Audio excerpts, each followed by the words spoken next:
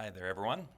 This is Mr. Gowerluck here, and it's time to read our new book called The Blade of Brokenness, or as little kids would say, The Broke-Dead Blade, or as some of you are seeing, The Broken Blade. And it's going to be our selection of the month here for Unit 3 in Social Studies. There's a little bit of injury and pain, some outdoor talk, a little survival-ish thing, and it's starts out with the lead character being Pierre, and he's I don't know, between like 13 and 98 years old, but we'll find out. We'll find out a little bit more. But follow along if you have your own book, and I'm going to start reading The Blade of Brokenness. Chapter 1: An Errant Stroke. Pierre woke to the sound of an axe. The thunk of the blade on the chopping block told him that his dad was splitting dry pine. Now that it was spring, his mother let the fires die out during the warm part of the day. That meant that she needed more kindling than she normally would need during the winter. At 13 years old, Pierre knew that he should be up and helping. It had been his job to keep the wood box filled since he was 10. And besides, it was Saturday. He felt good about just lying around in bed doing nothing for a few extra minutes. The heavy work was done. His dad really enjoyed making kindling, so he didn't feel bad about lying around. Chunk, crack, chunk, crack. The axe snapped down. Pierre closed his eyes and imagined the splinters piling up at his dad's feet. Chunk, crack, chunk, crack. Pierre could see the blade biting into the knotty grain as his dad gave the axe a quick twist. A splitting lick, he called it, to shave the wood clean and to keep the blade from burying itself in the chopping block. Chunk, crack, chunk, crack. Pierre watched his dad in his mind. Quick fingers rotated the piece and flicked free the instant before the axe hit the wood. Despite the sharp crackling of the pine shearing off, there was a rhythm to the sound. Chunk, crack.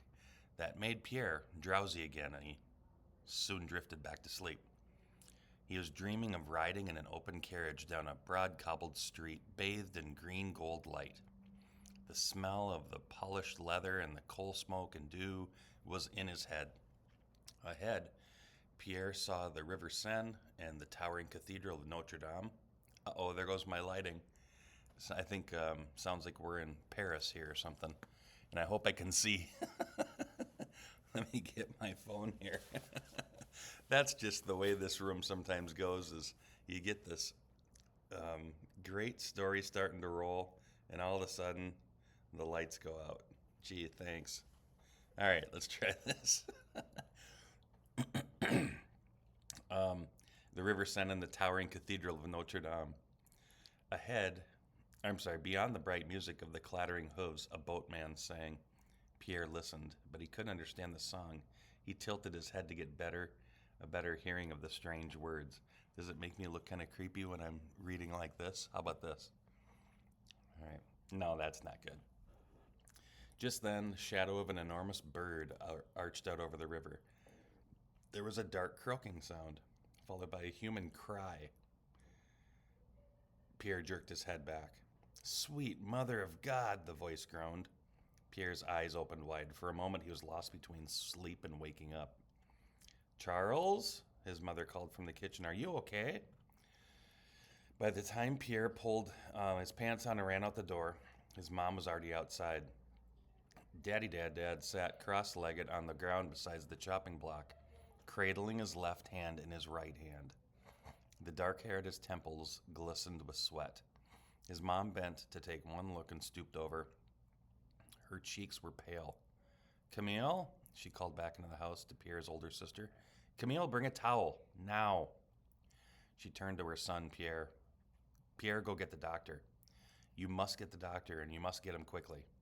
But Pierre stood open-mouthed, staring at the bright blood that pumped from his dad's half-severed thumb. Pierre, Mother shouted, Pierre, go now. Go get the doctor. Pierre ran down the path towards the village of Lachine. As he sprinted down the trail, He thought of the blood at their annual fall slaughter. His head pounded with the ringing of the butcher's steel.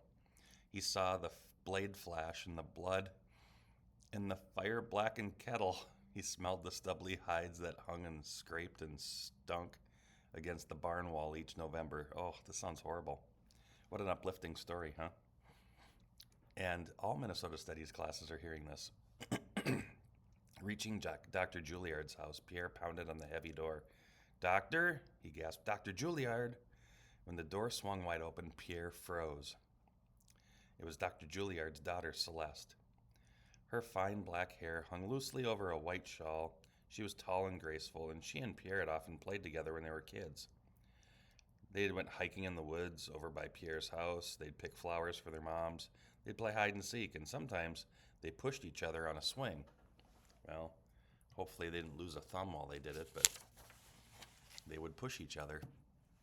I wonder if they ever got in trouble. Pierre's dad had tied to a huge oak tree. Pierre's dad had tied to a huge oak tree behind the woodshed. And hold on, something isn't, oh yeah, maybe that's okay. I was just wondering if I was in the wrong spot. If they pumped extra hard, they could swing high enough to glimpse a tall church spire in Montreal. During their past few years, Celeste had been too busy to spend time with Pierre because every Saturday she had private tutors coming over to teach piano and dance and other skills that deemed her to be appropriate to be a young lady. And she and Pierre, although the same age, Celeste seemed older somehow, more mature. Pierre looked into her pale blue eyes and he blushed. He lowered his head and he said, "There's been an accident." "Papa?" Celeste called down the hallway. "Papa!" Dr. Juilliard appeared, his breakfast napkin in his hand. "What is it, son?" "Well, my dad, he's cut really bad with an axe." The doctor turned and reached for his coat and bag. "Now settle down. It'll be okay. I'm going to make sure everything will be all right." Pierre tried to help the doctor saddle his horse, but Dr. Juilliard pushed him aside. He pulled the cinch cord tight, tied his bag to his saddle bow, and was off, and his tailcoats were flying up behind. Long after the doctor was out of sight, Pierre could hear his instrument bag bouncing and rattling. Starting up the trail at a jog, Pierre was suddenly angry with himself. That kindling was his job. He should have swung that axe. His own thumb should be chopped to a bloody stub. What? No, nobody's thumb should be chopped to a bloody stub. It was an accident. He wondered how his family would survive if Dad couldn't work. Each spring his dad signed on as a voyageur for the Northwest Company, but Pierre knew that no canoe brigade would hire a man who was crippled as a steersman. The closer Pierre got to home, the more slowly he walked. He stopped at the edge of the clearing, just out of sight, and looked over the greening valley. "Please make him be all right, please," he whispered. By the time Pierre reached home, Dr. Juilliard had finished dressing his father's wound, and he was talking with his mommy in the kitchen. "I'm sorry, madame, but when the bone is cut through, there's really little we can do." Pierre's heart went cold.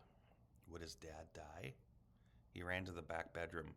As he threw open the door, Camille jumped from her bedside chair and waved at him to be quiet. Father groaned, "What's that?" And he turned his head towards the door. He was pale, his forehead was beaded with sweat, and his eyes were half open. The room smelled of blackberry brandy.